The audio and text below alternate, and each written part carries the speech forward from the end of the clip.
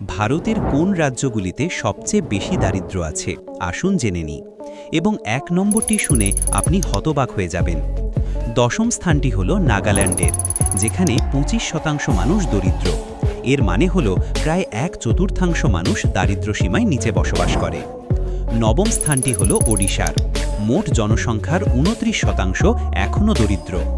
অষ্টম স্থানটি হল রাজস্থানের, এখানকার ৩০% জনসংখ্যা এখনও দারিদ্র্য সীমার নিচে জীবনযাপন করে। সপ্তম স্থানটি হল আসামের, এখানকার ৩২% মানুষ দারিদ্র্য সীমার ছায়ায় জীবনযাপন করে। ষষ্ঠ স্থানটি হল মেঘালয়ের, এখানকার ৩২.৭% মানুষ দারিদ্র্য সীমার নিচে। পঞ্চম স্থানটি হল মধ্যপ্রদেশের, এখানকার ৩৬.৬% মানুষ এখনও দারিদ্র্যের মধ্যে বাস করে। চতুর্থ স্থানটি হল উত্তরপ্রদেশের, দেশের সবচেয়ে জনবহুল রাজ্য হওয়া সত্ত্বেও প্রতি ৩ জনের মধ্যে একজন ব্যক্তি এখনও দরিদ্র। এখানকার ৩৭.৮% মানুষ এখনও দারিদ্র্য সীমার নিচে বসবাস করে।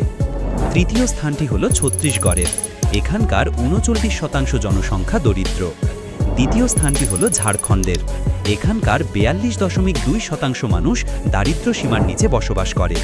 প্রথম স্থানে আছে বিহার, এখানকার অর্ধেকের বেশি জনসংখ্যা অর্থাৎ ৫১.৯% দারিদ্র্য সীমার নিচে।